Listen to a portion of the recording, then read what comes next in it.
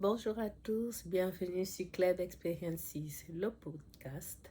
Je suis Claude Epoulier-Bombogo, avocate au barreau de Poitiers, médiatrice inscrite à la Cour d'appel de Poitiers et au Conseil national des barreaux, et enfin avocate associée de la CELA, Club Avocat Médiateur.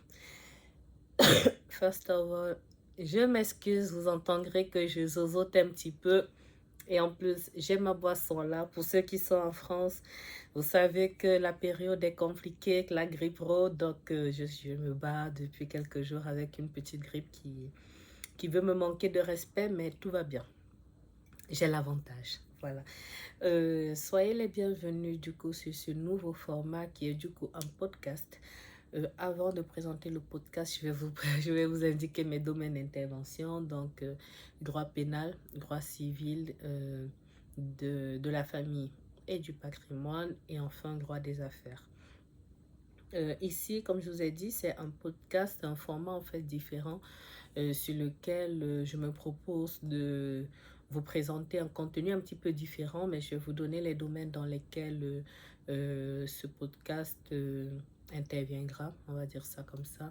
Il y aura moi. En fait, ce sera plus en fait des interviews, des témoignages et des retours d'expérience, mais essentiellement sur la base de plusieurs interviews. Donc, les premiers podcasts, vous n'aurez que moi.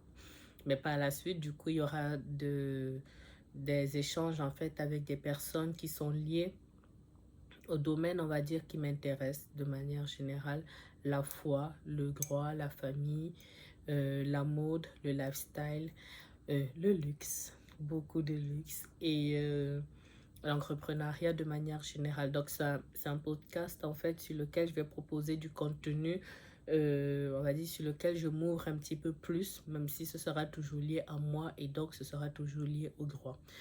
Euh, Par rapport à ce podcast, il y aura une publication du coup mensuelle.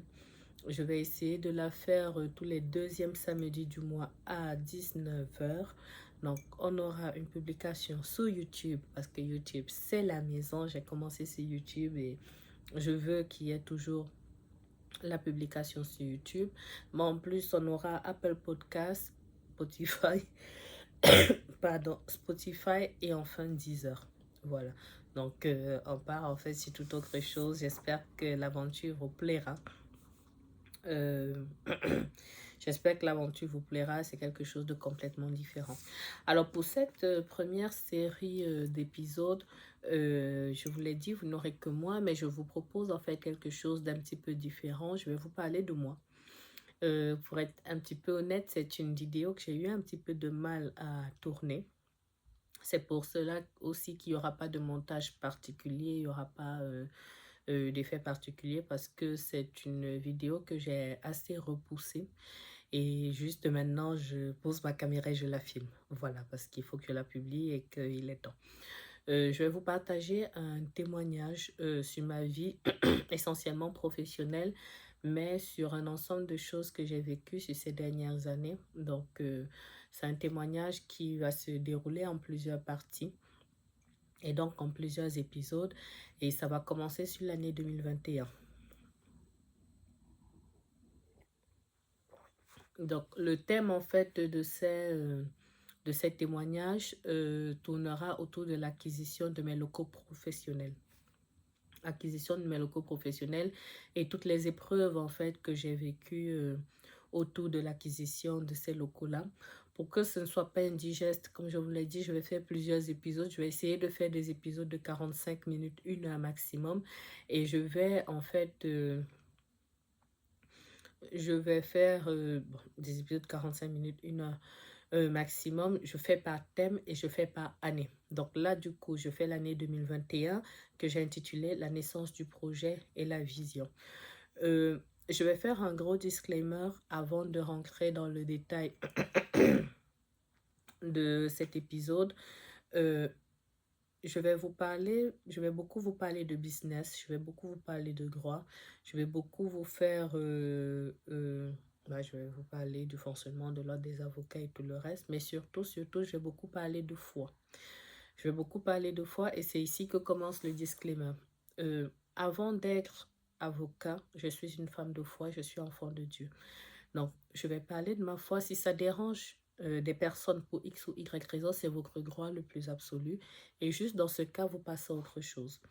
Parce que autant dans mon contenu habituel sur YouTube, je ne permets aucun commentaire déplacé, autant là, sur ces témoignages-là, sur lesquels je vais beaucoup parler de foi, je permettrai encore moins de commentaires ou de jugements par rapport à la foi. Donc, nous n'avons pas nécessairement tous la même foi et it's OK.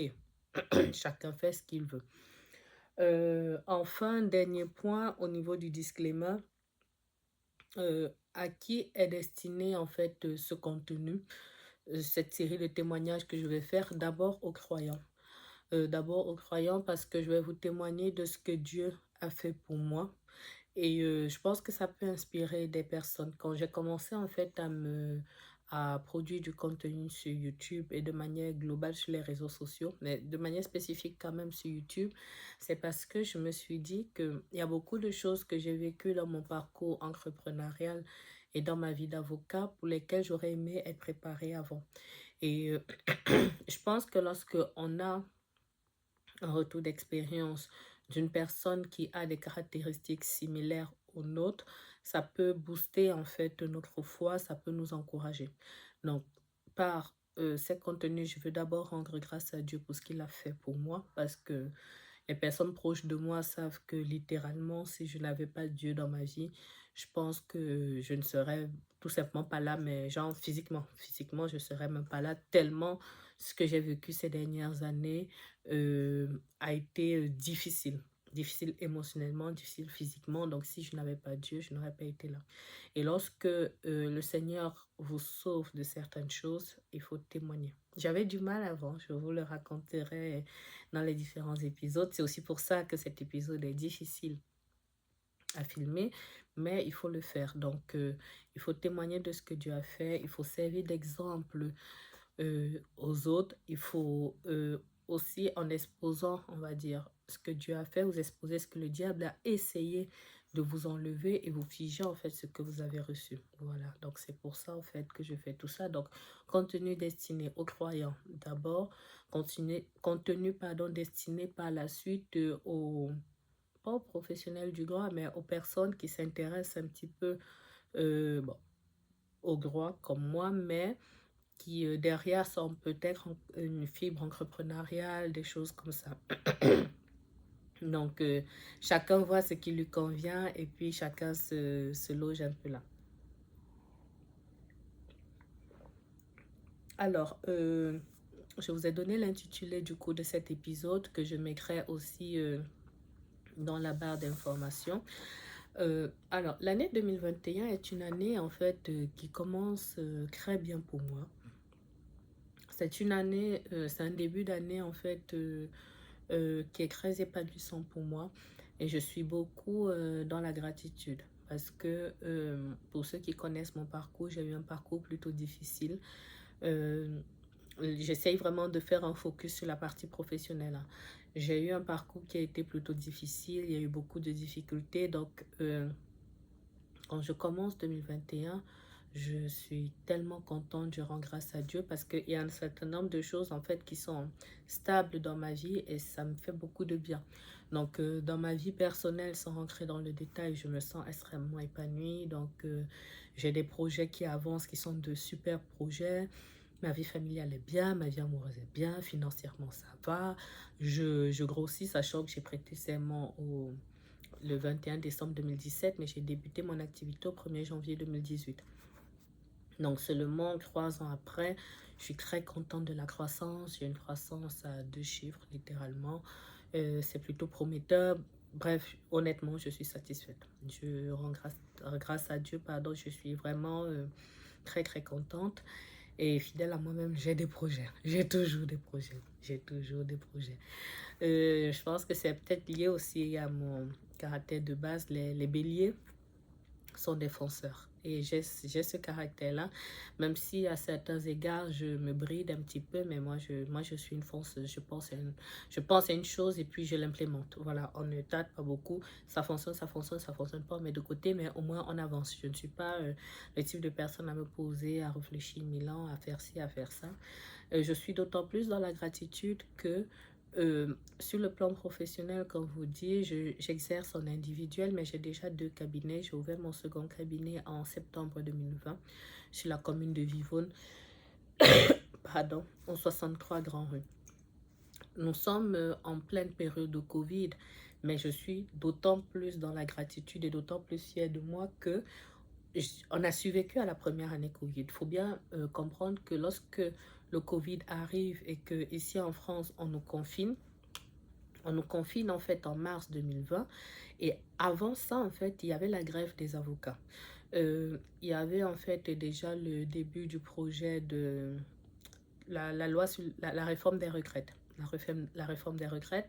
Et dans le projet de loi, en fait, il est prévu que l'État, en fait, pensionne les réserves qui sont celles de la profession d'avocat. Des réserves qui se chiffrent en milliards, je crois, 3 ou 9 milliards, je n'ai plus l'information exacte, mais qui se chiffrent en milliards, mais qui est en fait la réserve que la profession a cotisé littéralement pendant des années pour financer son système de retraite et qui ait moins de pression en fait sur la profession, étant précisé qu'on est déjà très taxé, je trouve. Mais bon, ça je pense que c'est un combat pour tous les entrepreneurs, mais je ne vais pas développer là.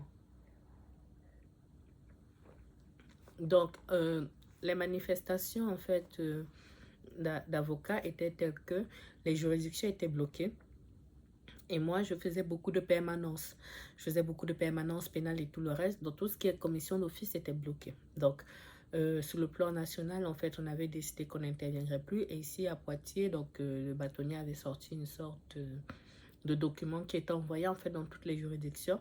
À chaque fois que quelqu'un avait besoin, désolé, hein, vous allez voir que je peine à certains moments. J'ai pris ma boisson chaude pour me soulager, mais je peine quand même un petit peu. À chaque fois que quelqu'un avait peut-être besoin d'un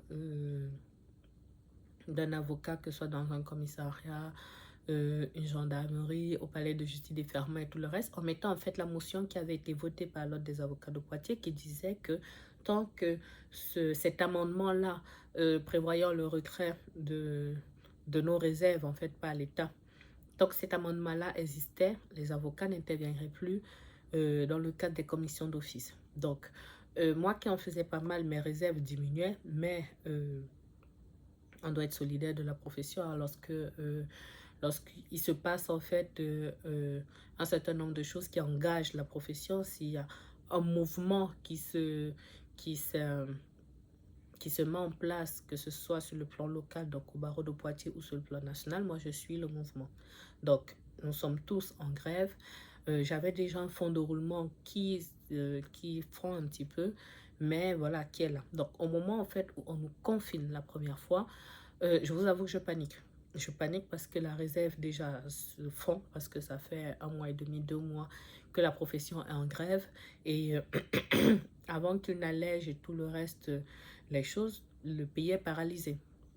Donc je pense que je n'ai pas besoin de plus documenter cette partie. On l'a tous vécu, même si c'était à différents niveaux. Je sais qu'en Afrique, par exemple, ils ont été beaucoup moins confinés, ce genre de choses. Mais en tout cas, ici au début en France, les premiers confinements, c'est genre tout est fermé, quoi. Fermé, fermé. Après, on va ouvrir un petit peu aux professions et tout le reste, aux professions libérales notamment. Toujours est-il que, même si là, je suis un petit peu sur 2020, mais vous allez comprendre l'état d'esprit dans lequel je suis quand je commence 2021, parce que pour moi, l'exploit est encore plus grand. Je panique, mais la situation est tellement grave que je suis à un stade où je dis Seigneur, voilà ça, hein, voilà ça. C'est-à-dire, il y a des choses dans lesquelles, quand ça vous arrive là, si ce n'est pas Dieu, ce n'est personne. Voilà, personne. Qu'est-ce que vous voulez qu'on fasse? Qu'est-ce que vous voulez? Ça là, il n'y a que Dieu qui peut orchestrer des choses pour ses enfants. Sinon, on ne peut pas.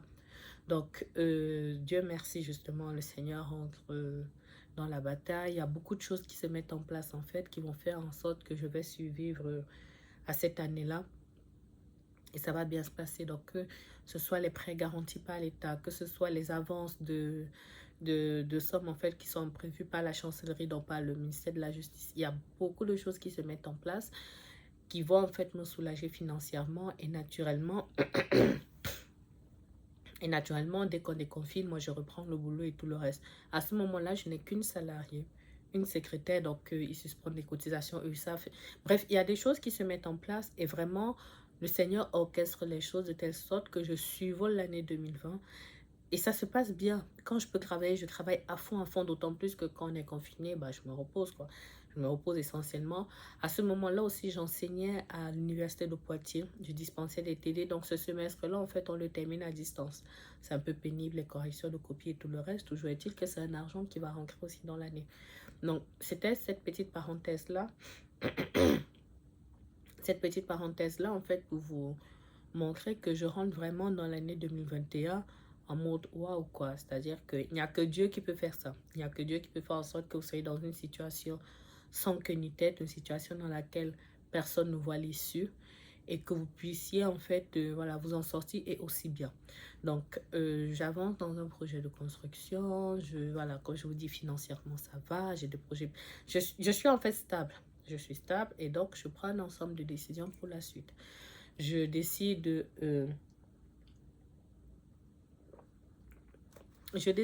d'immatriculer ma première société. Je décide d'immatriculer ma première société parce que je suis en fait dans une phase dans laquelle j'investis. Et comme j'investis, il faut en fait séparer les personnes. Ça, c'est un conseil que je vous donne d'ailleurs. Dès lors que vous avez un patrimoine qui commence à grossir, séparez dès que possible en fait les patrimoines. Donc, j'ai une activité d'avocat, je fais des investissements, mais j'ai un patrimoine à titre personnel et il faut séparer les choses le plus rapidement possible. Et ça fait en sorte que quand il y a des difficultés, vous n'êtes pas impacté de la même manière que si vous aviez tout laissé dans un seul patrimoine. Je ne vais pas plus détailler dessus, mais s'il y a des questions, je pourrais potentiellement faire une autre vidéo à la fin vous expliquant dans le détail, mais si vous avez besoin, bah, rapprochez-vous d'un avocat qui pourra vous donner... pardon. Qui pourra vous donner toutes les informations.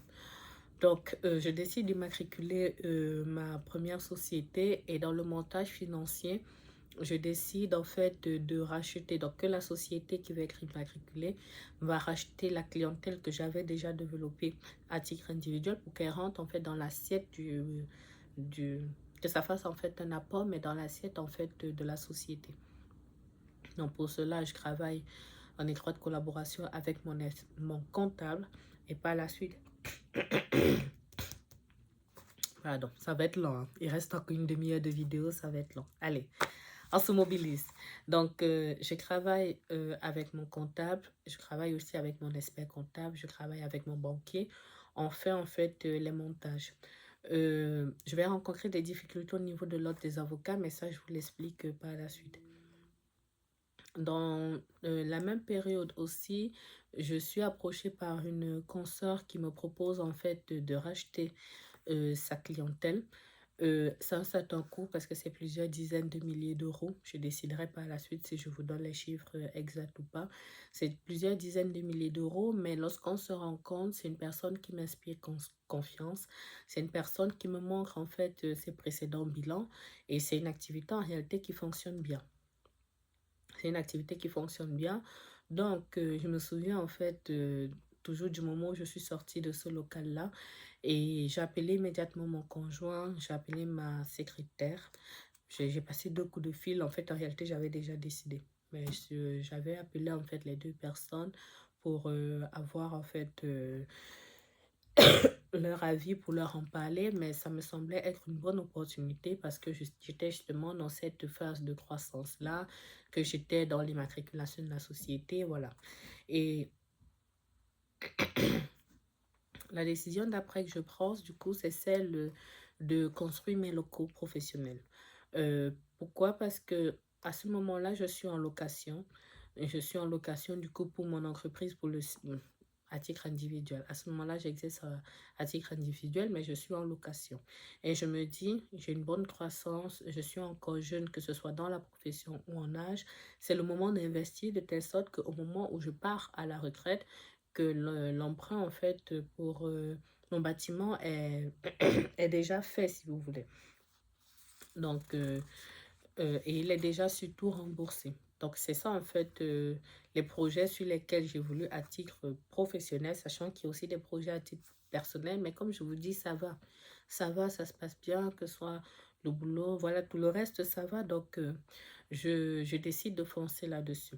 Par rapport aux locaux professionnels, à ce moment-là, je suis implantée à Chasseneuil-du-Poitou.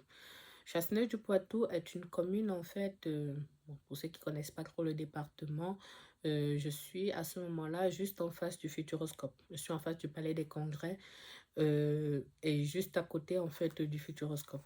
La commune de Chasseneuil-du-Poitou a une valeur, a une importance particulière pour moi parce que quand j'étais étudiante, j'ai beaucoup fait mes jobs étudiants en fait dans cette zone. C'est une commune dans laquelle il y a beaucoup d'entreprises, il y a beaucoup de grosses sociétés d'ailleurs, il y a beaucoup d'hôtels, il y a du coup le Futuroscope, ça s'est beaucoup agrandi depuis le temps.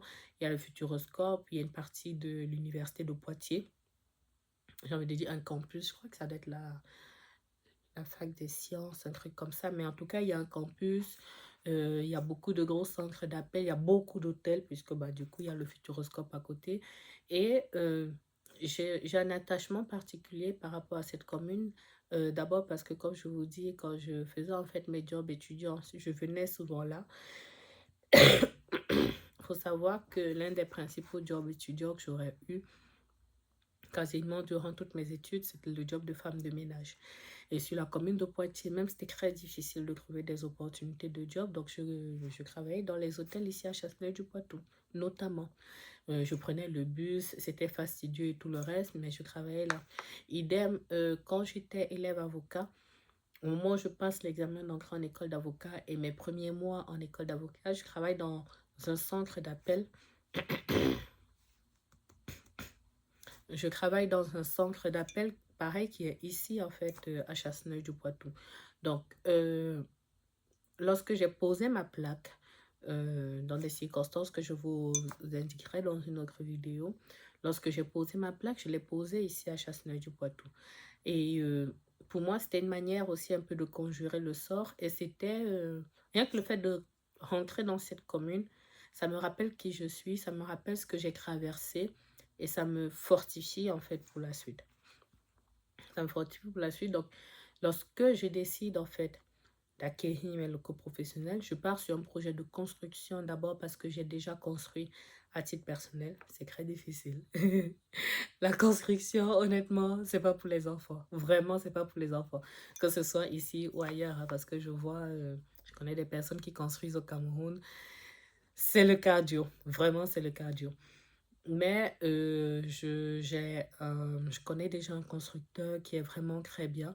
Donc, je décide de partir sur la construction parce que je trouve que lorsqu'on construit, on part de rien et on façonne tout. Donc, le champ du possible est ouvert, quoi. Littéralement, on fait tout ce qu'on veut. Oui, on respecte les règles de l'urbanisme, mais on a beaucoup plus de, pardon, on a beaucoup plus de marge de manœuvre que si on achète en fait quelque chose qui est déjà fait. Donc, je décide de construire et pour moi, c'est totalement évident que je puisse m'installer à Chasseneuil-du-Poitou. Pour moi, pour moi, littéralement, c'est Chasseneuil ou rien. Vraiment, je suis là-dessus, je suis focus dessus. C'est Chasseneuil ou rien. Donc, je repère en fait dans un premier temps une zone qu'on appelle la zone des Filambins, qui n'était pas très loin de là où j'étais actuellement, mais voilà, ça restait Chasseneuil, c'était pas trop loin de la sortie d'autoroute, pas trop loin de mon domicile, pas trop loin du palais de justice, parce que c'est aussi une configuration qu'il fallait prendre en compte. J'ai une activité judiciaire qui est intense, je fais certes du conseil, mais je fais à 90% du judiciaire, donc le choix de mon domicile ainsi que le choix de le siège de mon entreprise, si vous voulez, est très important parce qu'il ne faut pas que je sois très loin du palais de justice pour que ce soit viable, en fait, tout simplement. Il faut faire des trajets, il faut que je puisse aller au palais 2 fois par jour. Il ne faut pas que ce soit trop lourd pour moi. Voilà, au niveau de la conduite. Donc, j'identifie en fait cet endroit-là. Je sais déjà à peu près ce que je veux parce que là où je suis, en fait, à ce moment-là, c'est c'est un immeuble, en fait, qui appartient au département de la Vienne, mais c'est un immeuble, honnêtement, que j'aurais trop aimé. Parce qu'en réalité, j'ai voulu acheter mes bureaux à un moment dans ce bâtiment parce que pour moi, j'ai envie de dire, il était parfait, littéralement. Pardonnez-moi. Alors, ce bâtiment, pour moi, il était parfait. Il est grand, il est luxueux, il est, il est très, très sécure. Vous allez, si vous me suivez un petit peu depuis un temps, vous allez remarquer que je suis très, très portée sur la sécurité. Et c'est d'autant plus important que, même si c'est un peu moins maintenant, la sécurité est très importante pour moi parce que je, je bouge beaucoup. Je fais beaucoup de droit pénal, donc par définition, je côtoie beaucoup une certaine population qui est très portée dans la délinquance, on va dire ça comme ça. Une population qui est très portée sur la délinquance et très souvent sur des choses relativement graves. Je travaille parfois à pas d'heure, donc je commence parfois très tôt, je termine parfois très tard. Ça m'est déjà arrivé, autant ça m'est déjà arrivé d'embaucher à 5 heures du matin, autant ça m'est déjà arrivé de débaucher à minuit, minuit et demi. Donc j'ai des amplitudes qui sont vraiment larges. Je travaille très souvent les week-ends quand je suis sur le département. Donc, euh, c'est très important pour moi d'être en sécurité là où je suis. Et ce bâtiment-là, surtout quand le Covid a débuté, ils ont installé les systèmes de badge, de ci, de ça. Donc, double sécurité. Vraiment, ce bâtiment, c'était mon modèle. Donc, ça veut dire en fait que lorsque je commence mon projet, lorsque je conçois mon projet de construction, dans ma tête, en fait, les choses sont calées. Je sais ce que je veux. Je pars même un peu plus loin dans mon raisonnement parce que je me dis, je veux acquérir mes locaux professionnels, mais dans le même temps, je veux faire aussi un peu d'investissement et j'aime bien, au-delà de l'immobilier, j'aime bien la location d'appartements. Même si au départ, je voyais plus le type Airbnb, mais même si c'était un appartement classique, moi, ça me convenait. Donc, on en revient au même. Le raisonnement était abouti, hein. Tout était pensé. Donc, la zone des filaments, c'est pas loin du Futuroscope. Je veux me démarquer, je voulais partir sur un immeuble en fait en R+2. Donc, le deuxième étage complet pour moi, pour mon activité d'avocat. Ensuite, le premier étage ainsi que le rez-de-chaussée, je ferai en fait 4 appartements, mais je partais sur du haut de gamme. Euh, si vous ne l'avez pas encore observé, vous l'observerez sur ma chaîne YouTube. J'aime le luxe. J'aime le luxe et c'est quelque chose que j'assume sans difficulté. Je ne manquerai pas forcément beaucoup de choses ici sur Instagram, mais ceux qui me croisent dans la vraie vie, on va dire ça comme ça, savent que ce soit les bijoux, que ce soit les sacs, les chaussures, tout le reste, les voitures. Bref, j'aime le luxe. Et j'aime, au-delà du luxe, j'aime l'expérience luxe. J'ai prévu de vous faire une vidéo dédiée avec des contenus différents. Ouh là là.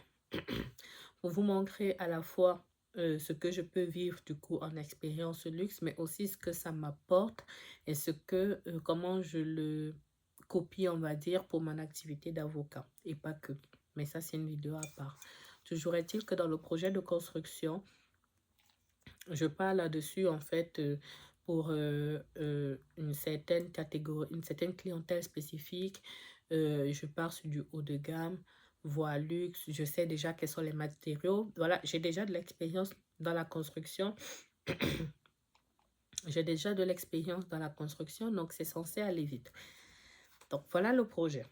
Ou du moins, voilà les projets. Pour ceux qui sont croyants, vous savez que quand Dieu vous donne la vision, il va vous donner certes la provision, mais le diable aussi là. Donc, la tempête doit arriver. Le diable essaiera toujours de vous voler ce que Dieu essaye de vous donner. Là, je donne tout parce que vraiment, j'ai déjà filmé une demi-heure. Si je m'arrête là, je perdrai tout. Donc, je force un petit peu sur ma voix. Je vous prie d'être indulgent.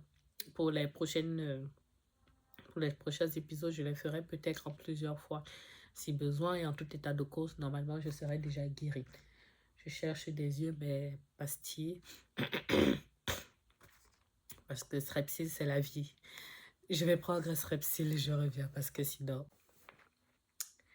Alors, de retour ici, ça va un petit peu mieux. Je vais essayer d'aller vite pour la fin de ce podcast pour que vous ayez quand même la fin de l'histoire. Ma gorge reste un peu prise, mais là, j'ai pris ma pastille, je me suis un peu plus hydratée. Je vais parler un peu plus vite. Du moins, je vais me concentrer pour être succincte du coup sur la fin de ce podcast. Euh, les difficultés surviennent. Je vous ai présenté déjà le projet. Quelle était la vision pour moi pour cette année? Je me doutais que ça prendrait peut-être 1 an ou 2, mais voilà, la vision est bien. Je suis reposée, je suis en forme, j'ai tout. Voilà, j'ai Dieu avec moi et on se lance. Les difficultés commencent à survenir. Les difficultés, en fait, sont nombreuses.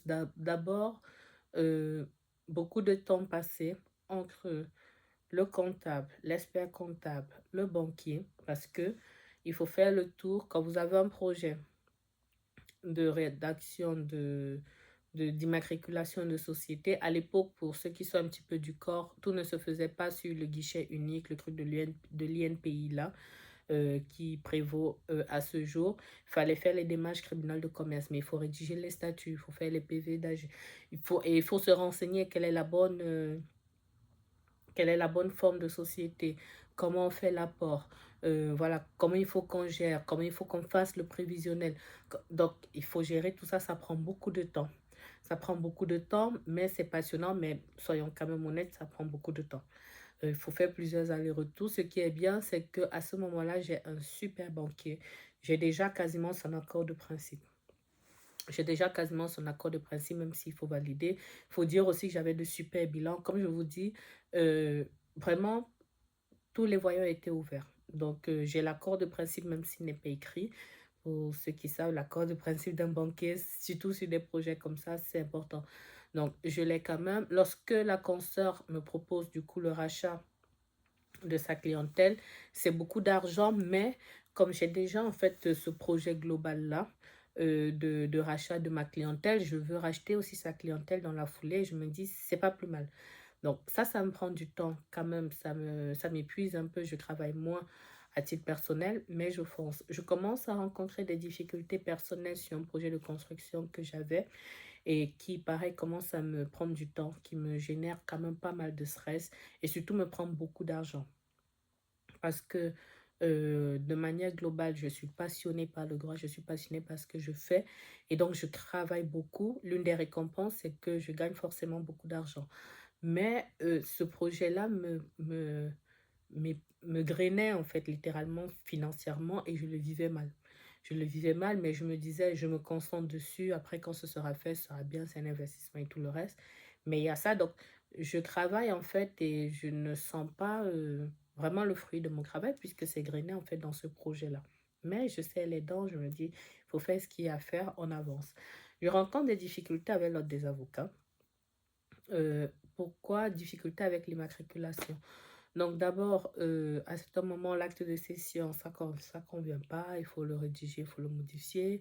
Ensuite, il faut savoir qu'à Poitiers, en tout cas, le Conseil de l'ordre se réunit 1 fois par mois. Euh, la profession d'avocat est une profession réglementée, donc on ne peut pas faire n'importe quoi, c'est normal. Donc lorsque vous avez en fait un projet qui influe d'une manière ou d'une autre sur l'image de la profession d'avocat, l'ordre des avocats dont vous dépendez doit valider. Donc, problème avec les statuts, il faut modifier. Problème avec l'acte de cession, du coup, de moi à ma structure, cession de la clientèle. Il faut modifier les trucs, sachant qu'il fallait calculer selon le référentiel Interfimo, quel est par rapport à mes bilans, quelle est la valeur de ma clientèle. Donc, il fallait le faire pour l'acte de cession, mais il fallait aussi le faire pour la banque. Ça, il faut le gérer. Après, à un moment, ça a posé problème pour mon statut de médiateur parce que du coup, j'immatriculais la CELA Club Avocat Médiateur. Je suis déjà médiatrice, j'étais formée, tout le reste, j'étais déjà inscrite, mais il voulait que je prouve tout ça. Donc, je suis inscrite, comme je vous l'ai dit au début, je suis inscrite au Conseil national des barreaux, mais je suis aussi inscrite à la Cour d'appel de Poitiers. Ce sont des démarches, en fait, qu'on met en place pour ça, mais c'était déjà fait. Ça me prend quand même du temps, ça m'irrite quand même, il faut le dire, d'autant plus que lorsque ça pose problème comme ça, on est déjà au milieu de l'année, on est en été. Et pendant l'été, je crois qu'il y a un conseil qu'il ne faisait pas, je crois celui du mois d'août, un truc comme ça. Donc ça veut dire que si par exemple, vous avez un dossier qui doit passer au conseil du mois de juin, ça passe pas en juin parce qu'il manque peut-être un document, c'est renvoyé au conseil du mois de juillet. Ça passe pas en juillet parce qu'il manque ci ou ça, c'est renvoyé en septembre. Vous voyez, parce qu'il n'y a pas le conseil de l'ordre du mois d'août, c'est normal, sur les vacances d'été, les effectifs sont réduits, tout le tralala. Donc c'est compliqué. Donc, encore plus de temps, encore plus d'argent qui s'en va. Perte de patience, perte d'opportunités au niveau de la banque, je vous en reparlerai, pardon, mais ça me rend folle. Vraiment, l'accord de principe que j'avais lorsqu'il tombe à l'eau, je suis folle. Donc, toujours est-il que je commence à être un peu débordée. Euh, Fun fact, euh, effectivement, à cette période-là, je me sens débordée, mais quand vous allez suivre en fait tous les épisodes l'intégralité des épisodes de cette série, vous allez vous rendre compte que vraiment, la vie est vraiment... En fait, le Seigneur a un sens de l'humour très particulier. Parce que quand je me pensais débordée à l'époque, en réalité, j'étais en vacances. J'étais en vacances parce que quand je vais vous raconter ce qui va arriver par la suite, vous allez vous rendre compte que c'était même pas des préliminaires, quoi. C'était un bisou, c'était rien.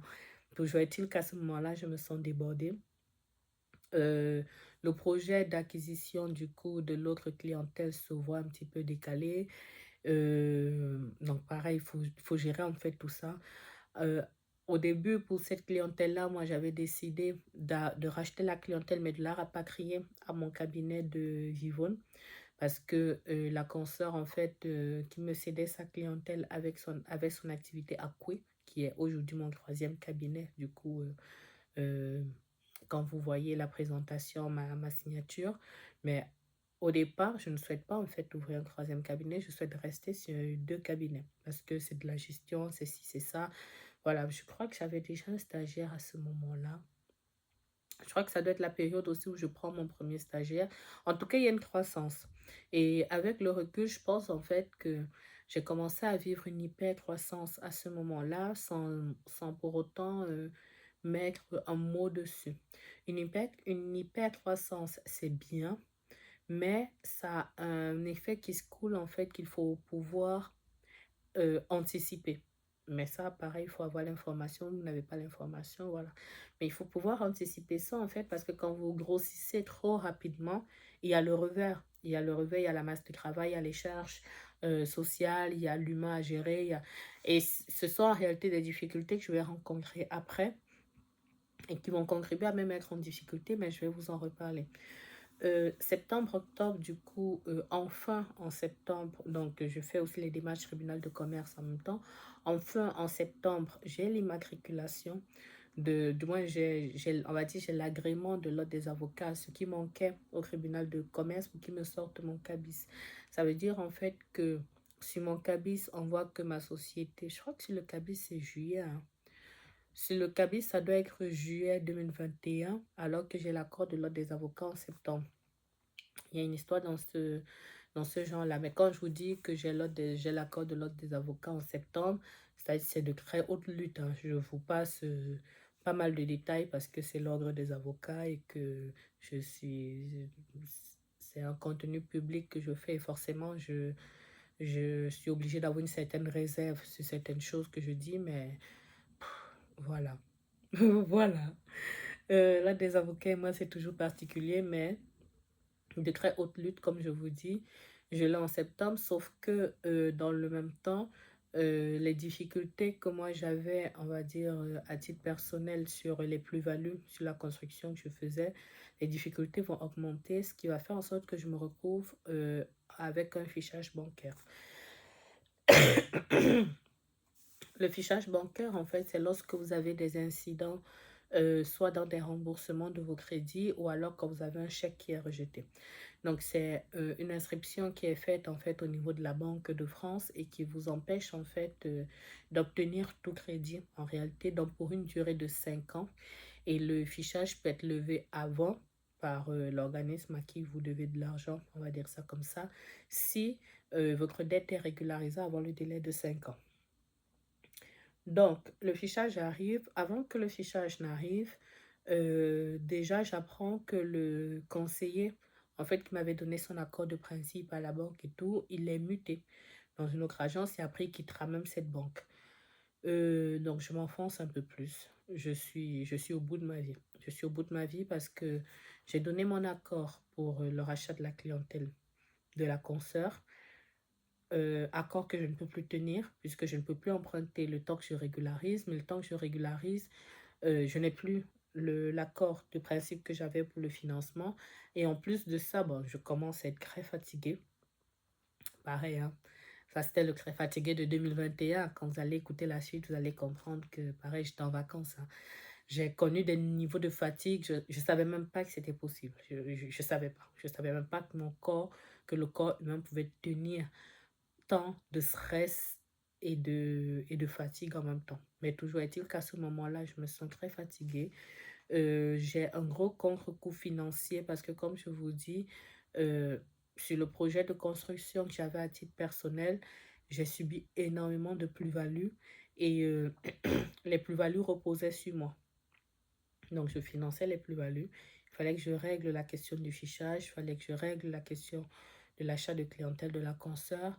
Il fallait que je règle en fait mon propre achat de clientèle avec l'immatriculation de ma société et tout le reste. Donc, c'est une année que je termine un peu désabusée, on va dire ça comme ça. Mais pareil, c'était 2021, je ne savais même pas dans quoi j'étais. Littéralement, c'était des broutilles par rapport à ce qui va m'arriver après. Mais je me sens déjà quand même éprouvée.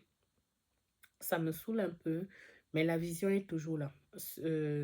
Ce qui est positif avec moi, c'est que quand j'ai des difficultés, j'essaye de toujours communiquer avec les personnes qui sont impliquées en fait. Donc ça veut dire que j'explique au constructeur que ça va être un peu décalé. Les renseignements que je prenais pour le terrain, je mets en stand-by parce que la priorité en fait, c'est de me refaire financièrement, de lever ce fichage-là, même si après, il faut que j'aille maintenant me rapprocher d'autres banques et tout le reste. Ça me saoule parce que j'avais déjà une relation privilégiée avec ce conseiller-là. Pas tellement dans le sens où il me donnait tout, mais plus dans le sens où euh, quand vous êtes professionnel, que vous maniez beaucoup d'argent au quotidien, il y a il y a d'autres professionnels en fait qui doivent vous accompagner et ces professionnels-là, lorsque vous arrivez à avoir, j'ai envie de dire, le combo gagnant, mais vous gagnez un temps exceptionnel. Ça veut dire que vous devez avoir un bon banquier, vous devez avoir un bon avocat, vous devez avoir un bon comptable, expert comptable. C'est un trio, c'est-à-dire vous gagnez énormément de temps. Et vous allez justement voir dans la suite de ces différents épisodes qu'à certains moments, j'ai manqué de certaines choses. J'ai commis aussi des erreurs, hein. Je vais être très transparente dans cette série de témoignages. Mais quand vous avez en tout cas ces personnes-là, vous allez vite, vous allez loin. Donc ça me saoule en fait de reprendre toutes les démarches, de remonter les dossiers et tout le reste. Et surtout, il faut régler en fait la question du fichage. Dans le même temps, après plusieurs échanges et tout le reste avec la conseil, je décide d'ouvrir le troisième cabinet. Donc, je vous reparlerai dans le détail dans le prochain épisode de tout ce que ça va impliquer pour moi et toutes les difficultés que ça va engendrer. Toujours est-il que je termine l'année 2021, comme je vous disais, assez un petit peu désabusée. Et sur le plan spirituel, c'est un petit peu particulier parce que à ce moment-là, j'ai commencé à suivre ICC Impact Centre Chrétien en ligne, donc fondé par l'apôtre Ivan Castanou et le pasteur Maud de Castanou et son frère jumeau, ben, ils étaient quatre. mais je vous cite ces deux-là. Je vous en reparlerai beaucoup par la suite, mais vous comprendrez pourquoi. Donc, je suis un peu les contenus en ligne, mais sans plus, parce qu'en réalité, j'ai commencé à suivre ICC en 2019, mais comme je dis, je suivais des contenus comme ça, mais vraiment sans plus. Euh, donc, j'en suis là. Je lis beaucoup ma Bible. Je lis beaucoup ma Bible. À ce moment-là, j'ai arrêté la chorale parce qu'avant, je chantais dans une chorale pendant longtemps d'ailleurs, pendant quasiment 10 ans. Non, moins de 10 ans, j'ai chanté dans cette chorale-là. Mais j'ai arrêté et puis avec la période Covid et tout, les églises sont désertées dans tous les cas, comme tous les autres lieux de culte. Mais je prie de la maison et j'aime beaucoup lire l'histoire de Job. Pardon, je vais terminer dessus en fait. Je vais terminer dessus, je vais paraphraser en fait, mais si vous souhaitez lire le livre de Job, lisez-le dans la Bible et ça pourra en fait vous édifier. Donc, Job est un homme en fait très prospère et qui était très attaché à Dieu et voilà, qui avait tout en fait dans la vie. Et une fois, ce que la Bible indique, c'est que Dieu, en discutant avec le diable, en fait, en gros, le diable a voulu, Dieu lui a présenté Job comme étant un fidèle serviteur, dévoué et tout, et le diable, en fait, a dit en gros à Dieu, c'est parce que tu lui as tout donné, en fait, qu'il t'est loyal. Je paraphrase, hein, mais je vous invite à aller lire. Et ce que Dieu va du coup dire au diable, c'est que en gros, euh, ce n'est pas la réalité. Et si tu doutes, teste-le, mais la seule chose que je ne t'autorise pas à lui prendre, c'est sa vie. C'est sa vie, mais prends-lui tout ce que tu veux et on va voir en fait s'il reste toujours attaché à Dieu. Et l'histoire de Job est une histoire qui me parle énormément parce que quand vous allez suivre toute l'histoire sur tous les épisodes, vous allez vous rendre compte que encore plus qu'en 2021, aujourd'hui, je m'identifie encore plus à Job parce que euh, le diable va tout lui prendre. Mais vraiment tout lui prendre. Et moi, c'est ce que j'ai vécu ces dernières années. J'en reparlerai dans le détail, hein, mais même ce que je ne pensais pas perdre, je l'ai perdu. J'ai tout perdu. J'ai tout perdu et Dieu l'a permis. Donc, sauf que, pour ne pas trop accélérer les choses, en 2021, je lis déjà l'histoire de Dieu. Mais ma foi n'est pas aussi grande en fait que celle de Job. Donc Job perd tout. Il avait 10 enfants, il avait comme 10 enfants, il perd tous ses enfants, sa femme le laisse, il a des soucis de santé, il perd tout, tout, tout. À la toute fin, pareil, je condense les choses, à la toute fin, non seulement Dieu va lui redonner tout ce qu'il a perdu, mais ce que la Bible dit, c'est que le Seigneur lui a donné beaucoup plus. Je ne sais pas si c'est 7 fois plus, je ne veux pas dire des choses fausses, mais en tout cas, Dieu va lui donner encore plus que ce qu'il avait perdu. Mais quand même, il va tout perdre. Et ce qui est vraiment magistral, c'est que en aucun moment, Job n'a douté de Dieu. Donc, il s'est dit, et son entourage lui a dit, voilà, peut-être tu as fait quelque chose à Dieu, ainsi de suite, mais à aucun moment, euh, Job n'a douté de Dieu. Et même sa femme lui dit, à un moment dans la Bible, maudit Dieu et meurt. Tellement le gars a l'agonie et rien ne va. Mais à aucun moment, Job ne le fait. Et en 2021, moi, je suis un peu... je n'ai pas la même foi que Job, soyons honnêtes.